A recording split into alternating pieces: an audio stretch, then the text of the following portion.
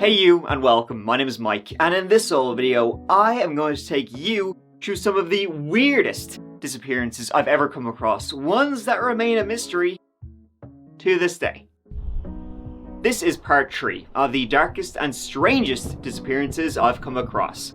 Some are frankly unexplainable, others are explainable, but the answer is disturbing, and all are terrifying. From a mysterious cult that vanished in the Australian bush, to a disappearance linked to a devil who loved to eat... You'll see. Let's give it a go.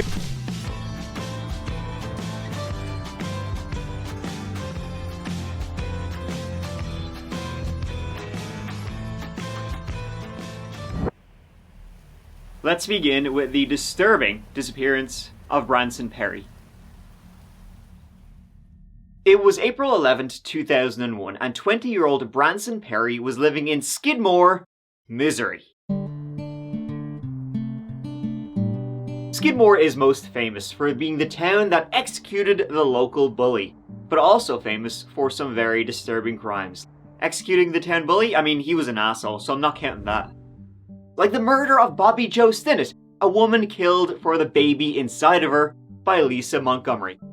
The story of Branson Perry won't make this town look any better, believe me. Branson Perry, by the way, he just so happened to be the cousin of Bobby Jo Stinnett, but this was 3 years before she was murdered and her baby was ripped out of her. Man, this is off to a great start.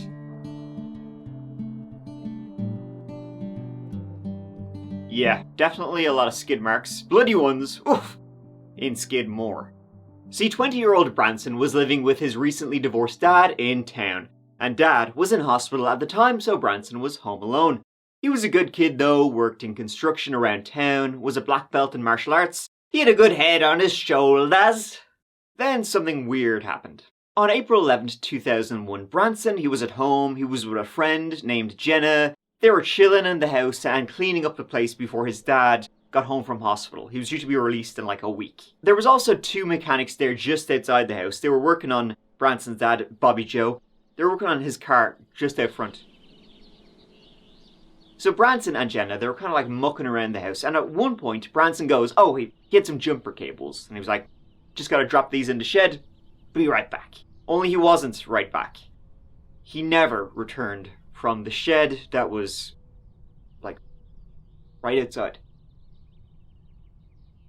Branson's friend, Jenna, after a while, she went to look for him, but he wasn't there. She searched around and figured he had gone off and forgotten about her. She left. The next day, Branson's grandmother, Jo, she showed up to the house. It was unlocked and it was empty. His stuff was all there, nothing was out of place, and Branson didn't have a car of his own. Weird. She kept coming back to the house over the next few days, and each time it was like the exact same. Nothing. The house was unlocked, undisturbed. It was like time had stopped inside the house. So it was almost a week later, on April 17th, that Branson's dad, Bobby Jo, was finally released from the hospital, and that's when a missing persons report was filed. The home was searched, though weirdly enough, the jumper cables that Branson had in his hand that he was dropping back to the shed, they weren't there. They couldn't find them. A ground search began. Farms and fields around the town were searched, but nothing at all was found. 2 weeks later, the jumper cables just miraculously appeared outside the front door. Hundreds of people were interviewed, yet none had an answer, and Skidmore is a small town, only about 300 people lived there. The mechanics out front said they didn't see anything. Some thought he just ran away, but no one really believed that. 4 days before he vanished, on April 7th, Branson was chilling with a neighbour named Jason Bierman. While hanging out, this Bierman, should have been called Drugman, he allegedly gave some kind of drug to Branson. And then the neighbor sexually assaulted Branson. Branson told his dad this, and his dad was pissed, just a tad, but nothing came of it. In fact, nothing at all came of Branson's disappearance, and his neighbor, Jason Bierman, was never named a suspect, though definitely labeled a sexual predator. In fact, it wouldn't be until 2003 that a suspect would emerge in this case. Emerge from the literal depths of hell, because this is when a dark case gets darker. See, 2 years later, almost to the date 2 years later, on April 10th, 2003, police arrested a 59-year-old minister and Boy Scout leader, this won't end well, named Jack Wayne Rogers in the city of Columbia, which is about a 4-hour drive away. Jack Wayne Rogers is a bit of a character. This Jack Wayne Rogers, he got arrested after performing gender-affirming surgery on a trans woman in a hotel room. He was not a surgeon, nor a doctor, he just said he'd have a go at it. He was charged with first-degree assault and practicing medicine without a license. Now, I kind of feel like maybe we should get a bit more than that after, chopping bits off in a hotel room. This person only agreed to it out of desperation. They must have been pretty damn desperate. They paid Jack $750 and only local anesthetic was used, and Jack said he had done this hundreds of times.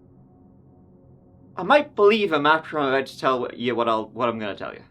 So during a search of Jack Wayne Rogers' house, they found lots of pornos of the, kind.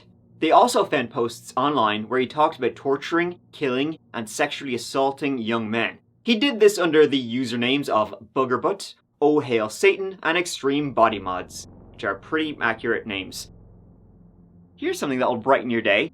In his home, they found numerous photos, and I'm talking big numbers, of our Jackie boy posing with severed male genitals, wearing them on his head, placing them in his mouth, and apparently chewing them, placing them in a coffee cup or on a plate, and attaching severed penises together. Weirdest Lego ever. However, one online post caught the police's attention, and in it he boasted about having abducted, raped, tortured, and murdered a young blonde-haired fella from Skidmore. He then buried the body in the Ozarks. The description was very close to Branson Perry, and apparently a turtle claw necklace, Branson Perry had one, was found in Jack's home.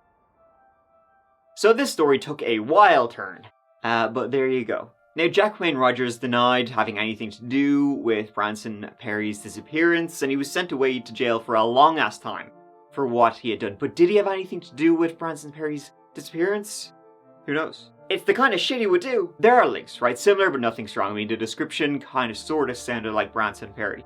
The turtle claw necklace. Very similar to one Branson Perry had. But why would Branson Perry have left his house to go hitchhiking in the middle of the day while he was doing shit, cleaning up the house? The mechanics who were outside said they never saw him. They were on the road outside his house. They never saw Branson leave. They never saw a car drive by. Another theory is that his disappearance is related to a gang or drugs use. Allegedly, he indulged quite a bit. He was a fierce man for the drugs. And so his murder was related to some unpaid drug debts. If it wasn't Jack Wayne Rogers, that's the second theory people are leaning towards. But it still doesn't explain how he just vanished from his home. So whether it was drug-related or serial killer-related, we do not know. We may never. It makes no sense, but I guess none of these stories really do. FYI, none of the other stories have penis eating. I'm pretty sure. Simon Cadwell. In the town of Nannup, Western Australia, there lived an odd fellow. And I mean odder than most Australians. Now, the town he lived in with his family, Nannup, it sits south of Perth, in the very southwestern corner of the country. Practically the edge of the world. So you might imagine how someone could go a little kooky. Little couple of screws loose, if you know what I mean, like down there. Going crazy is literally just something to do. That's exactly what a very strange man named Simon Cadwell, that's what he thought. He lived in a modest house in town with his girlfriend, Chantel McDougall, and their 6-year-old daughter, Leela, and also a friend named Tony Popick, though he lived in a trailer outside. Now, it seems Tony and Chantel, they knew each other before Simon entered the picture, and then they were just one big, happy old family. To most, they seemed normal by Nannup standards, maybe a bit odd, but harmless. Behind closed doors, however, things were weird as shit. They were a cult.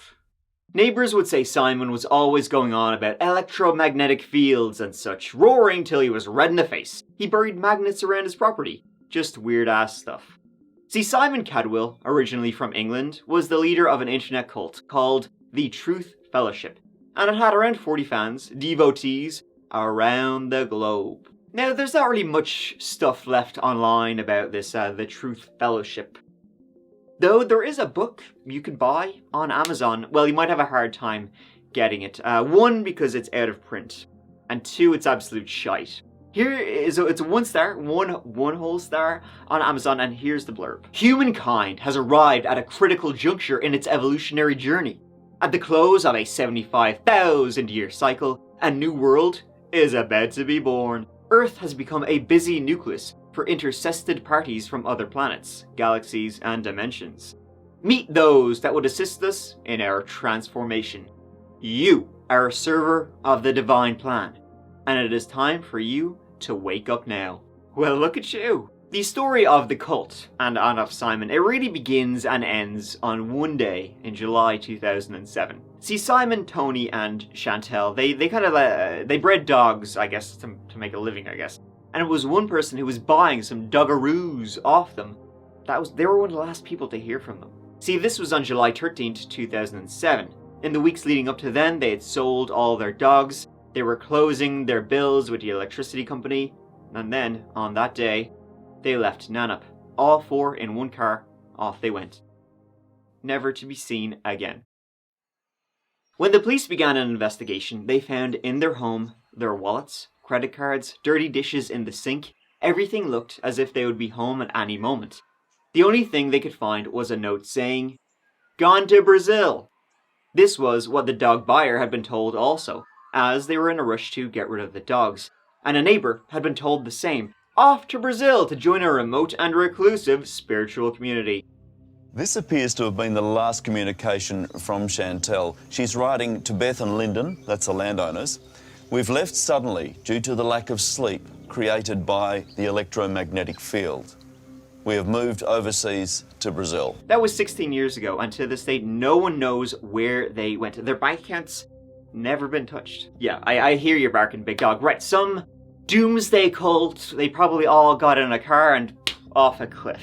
You know what I mean? Some death pact, right? They believed angels and comets were gonna fly over and save their souls.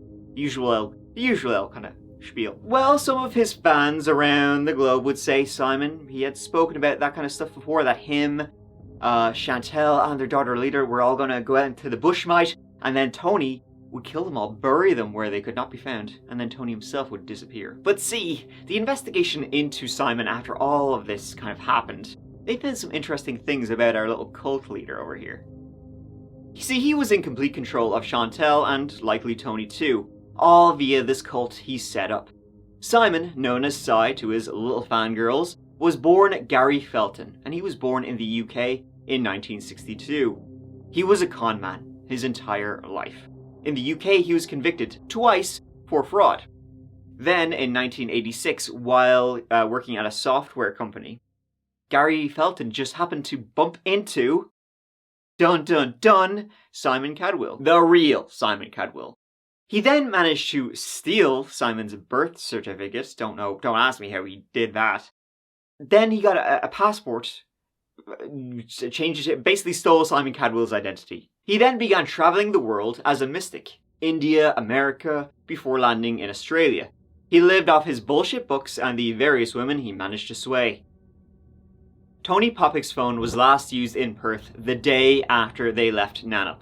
He used his phone to book a hostel, order a Domino's pizza, and the pizza driver would later confirm it had been delivered to a guy who looked like Tony Poppick, and also to ring up a gay bar. Not only that, the phone had been used to buy train tickets. 2 train tickets were bought. Separate train tickets going in separate directions. One going south, the other going east. One train ticket was bought under the name J. Roberts, the other under J. Rob Wirtz. 2 unknown males used those tickets, we can assume Simon Cadwell and Tony Poppick.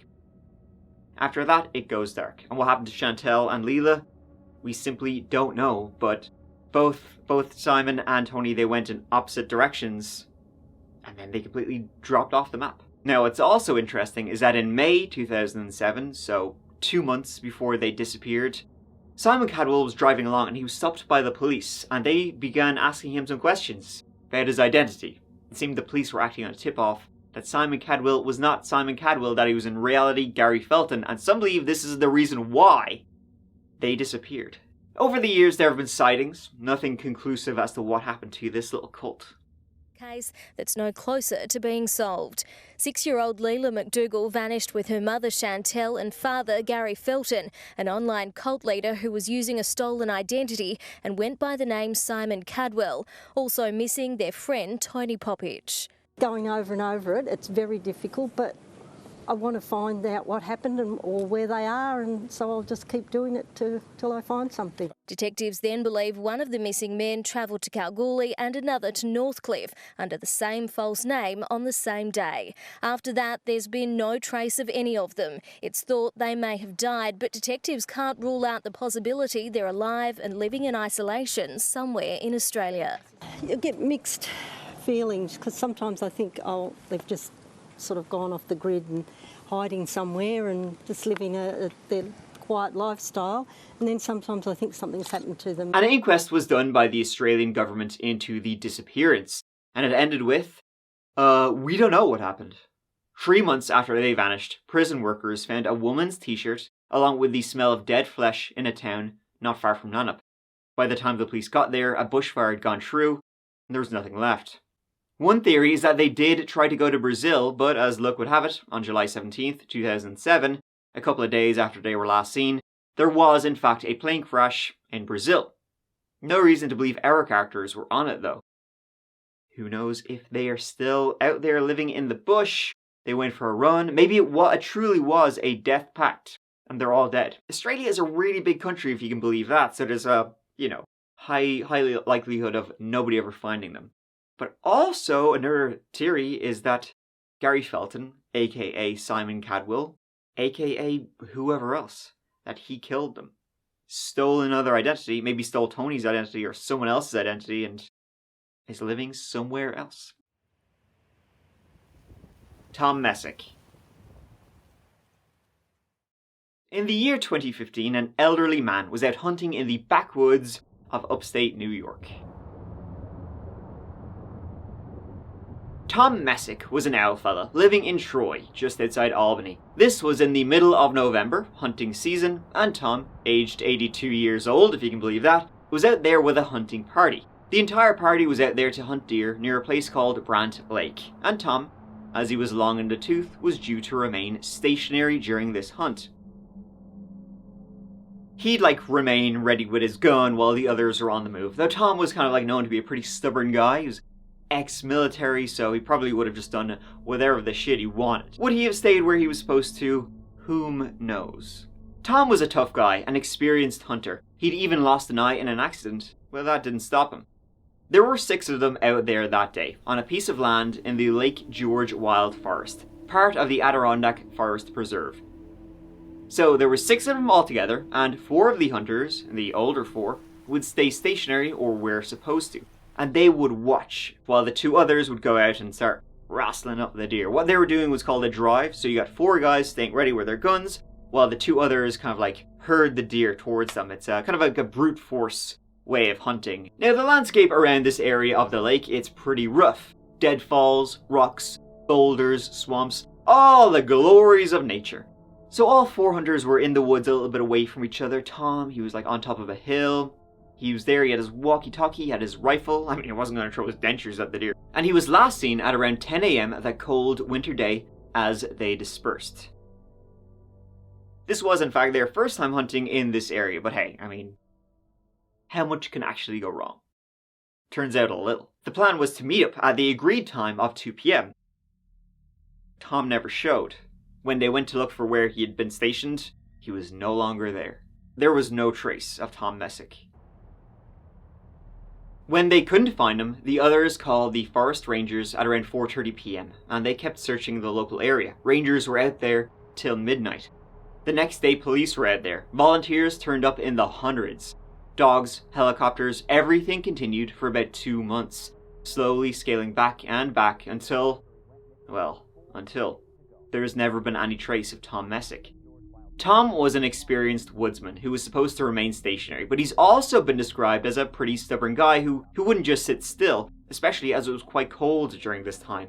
His wife would say, though, that he knew his shit. If he got lost, he would cut off a piece of his jacket and tie it to a tree. so that didn't happen. He was an old man. What if he fell or had a sudden heart attack? But again, he was also old, so whatever misadventure happened, if one happened, he couldn't have gotten far from where he had last been stationed. The search began on Sunday when Messick didn't meet his hunting party near Lily Pond in the town of Horicon as planned. The efforts to search have grown to more than 140 people from the DEC, State Police, Warren County Sheriff's Office, search and rescue teams from across the state, and the FBI. They've covered a lot of ground from air and on foot, but plan to keep expanding until they find him. Of course, the conditions in the Adirondacks, the landscape here, make this search very difficult. So, a pretty strange, baffling disappearance. A guy just vanished into thin air. The story gets even stranger when the FBI showed up to investigate Tom Messick's disappearance. Why the FBI would be involving itself in a missing persons case that has absolutely no signs or clues of foul play is very weird, like X-Files weird. His wife said, quote, "The FBI told me something isn't right with his case, but they don't know what. They won't share any theories if they have them. The FBI said until they make a discovery, they're never gonna know." Maybe there was foul play, maybe, they hadn't hunted in this area before, so maybe they ran into some people who didn't like that they were hunting on their land, and yada yada yada. Who the heck is gonna murder an 82-year-old man? I mean, they must have dragged him away because there was no signs of blood, and dogs found no scent. And one thing that's always brought up in this case is the noise. Allegedly, one of the hunters out there that day heard a noise. A very different noise than wildlife noises. Apparently, it was like a metallic noise, like a metal door being slammed shut, and it came from the hill Tom was supposedly based at. What that was, if it happened, nobody knows. Nobody heard anything like it before or since. There's plenty of theories as to what happened to Tom, from falling into a sinkhole, to being murdered by a serial killer, to Bigfoot carrying him away. A lot of theories, not as many facts, because simply nothing was left behind. And then the fact that the FBI involved itself in a case which seemingly has no foul crimes taking place, so why would a bureau that investigates crimes turn up unless there was something like, strange noises coming from the forests, mysterious disappearances, and he wasn't the only one. Tom Messick disappeared on November 15th, 2015, and 9 days later, there was another baffling disappearance not too far away. 68-year-old Fred Drum lived in Saratoga, which is less than an hour's drive away, and he disappeared from his own home. Evaporate, though, might be a better word. See, it was Thanksgiving Day, and his wife had popped out for breakfast, leaving this avid hunter and outdoorsman alone at home. When she returned, he was gone. It's believed he did take his wallet and credit card, but his bank accounts have never been touched. They did live a little out of town, but his car was left behind. A thorough search of his property and the surrounding woods, all that was done for Tom was done for Fred, and, like Tom, it all turned up nothing. He is still missing to this day. That's another very eerie mystery. Strange noises coming from the woods are not something that's totally unheard of. I mean, it could be a deer or, who knows. The wilds are weird and creepy. About as creepy as Tom Messick's mysterious vanishing. Jason Landry. On December 13th, 2020, between the town of San Marcos and Houston, Texas, there was a very disturbing incident. A very disturbing incident with no answers whatsoever. It's like you've been given like a jigsaw puzzle, right? But only half the pieces are here, and the pieces you do have are covered in blood. The city of San Marcos lies just northeast of San Antonio, or just south of Austin. Pick your poison. About 65,500 folk call it home, Jason Landry being one of them. In San Marcos, the center of town is Texas State University. Jason was there studying music production. Hello, my name is Jason Landry.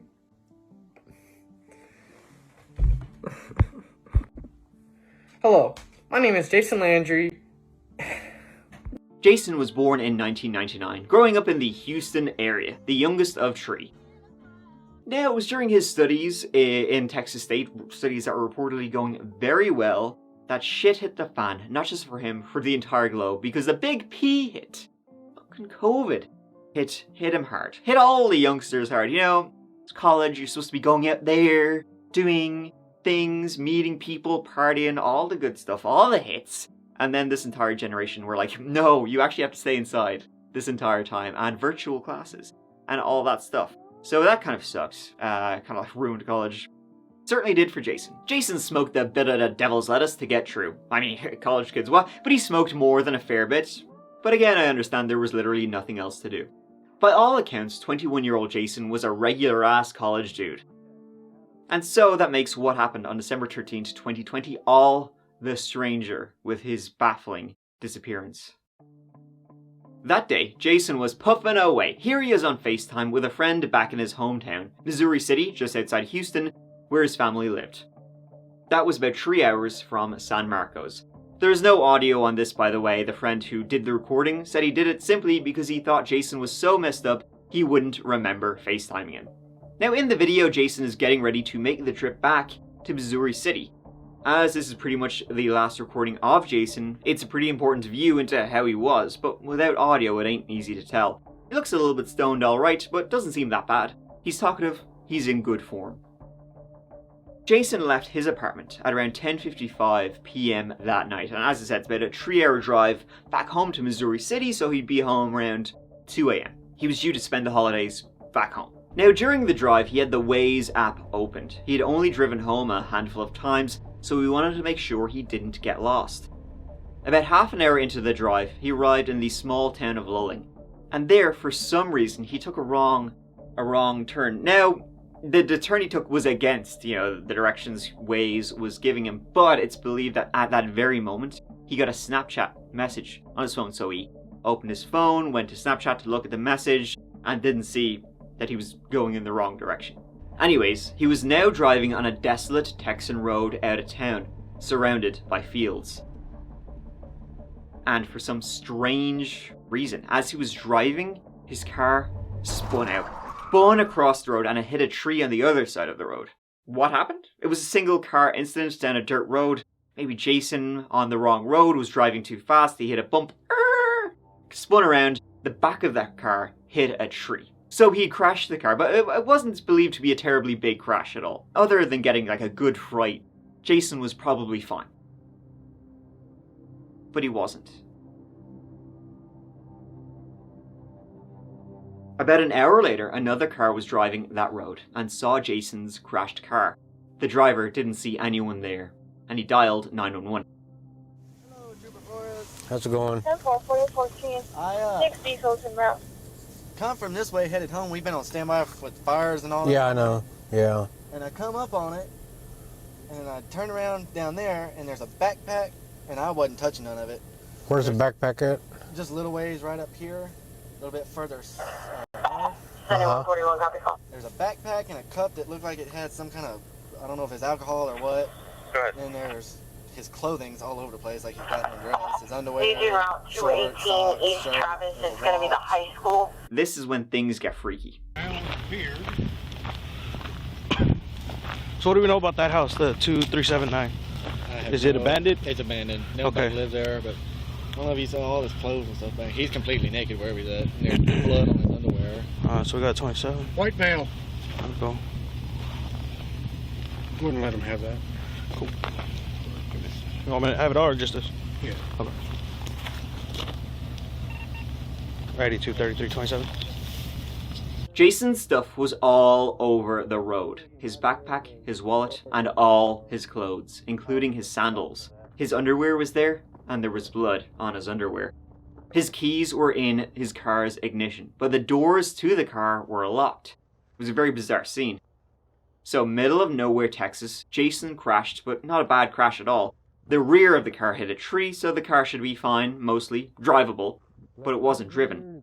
It's extremely cold, and you have a guy with no clothes on having taken them off for some unexplained reason, and the clothing left behind had some blood on it. Where did he go? Why did he get out of the car? Like, did he hit his noggin and like he was disoriented and he got out of the car and started taking his clothes off? Was it like due to drugs? I mean, he was driving fine up until then. It was about a half hour's drive from where he was to where he got to, and seems like he was alright. His underwear's got some blood on it, and I didn't see him anywhere. But there's an abandoned house up there. I don't know if he made his way up there. I wasn't gonna look at No, I wouldn't go over there if I was you. I wouldn't do that. Okay. Yeah. There was a house nearby, but as the cops say in the body cam, abandoned, and there was no sign of Jason there. Sheriff's office! Hello, Sheriff's office! The police officers who arrived and begun this, they later called Jason's dad. The car was registered to him. And then, get this, they left all his shit there. Where's the car? Behind us? It's back there. Okay. Around his den. I'm not collecting up the clothes, but I'm taking this. Jason's clothes, all his things on the road. Potential crime scene. Not my problem. Ah, sure, fuck it, next guy will deal with it. I'm off the clock. Like, no shit, check this. Jason's dad, Kent, the next morning arrived at the scene trying to find his son, and all the shit was still there. And these are Jason's clothes lying in the road. It's hard to see. Those are 2 pairs of socks, shorts. It's underwear. A search began, and it began with trying to find his iPhone. And luckily for them, it was still turned on, and it led them to where his car had been towed. The phone was still inside the car. Inside the car was some weed, which probably tells you why the police weren't caring too much. Yep.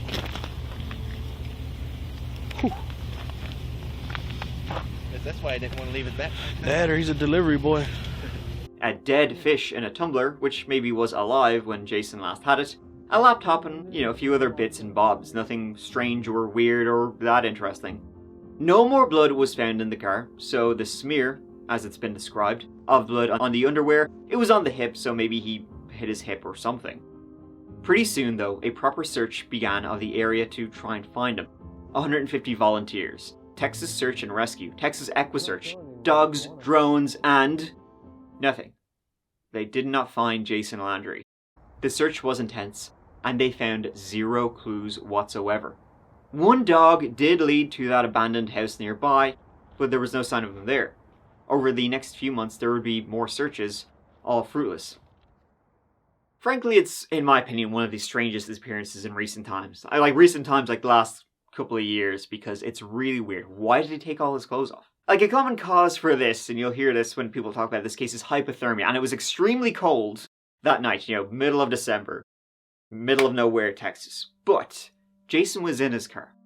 The car was on. He would have been warm, or he could have warmed himself up because the crash in the car was not that bad. He had his phone with him. Hypothermia, as dangerous as it is, it takes a little bit of time to kick in. He had time, unless he was seriously disoriented after the crash, and that caused him to get out of the car, and then he had hypothermia set in. But the crash, again, was not that bad, and there was no signs of head injury, like blood, something like that, which would have,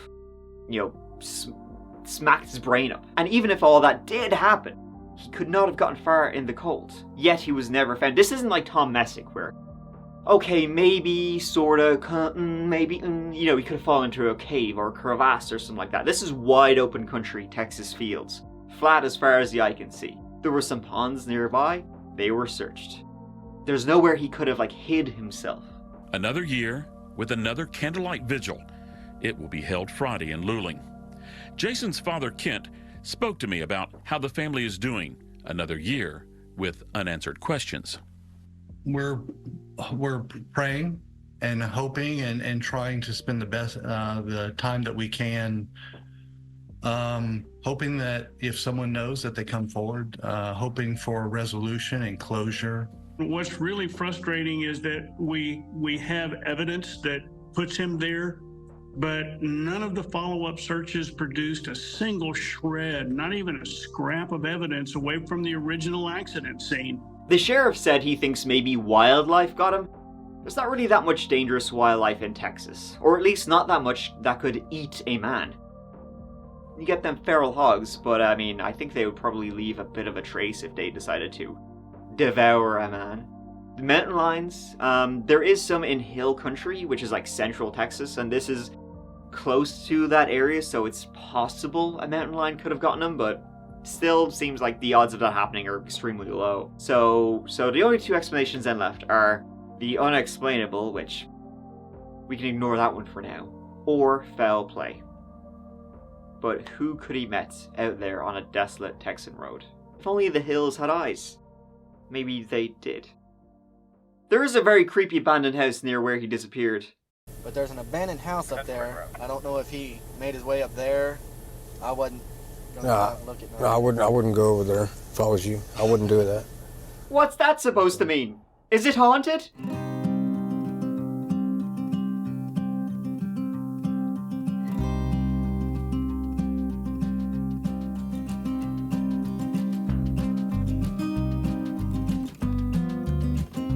Thank you so much for watching. It really absolutely means the world to me. I hope you enjoyed the Darkest Disappearances Part 3. I've got so many more, by the way, so maybe in a couple of weeks I'll make another one if you'd like to see it.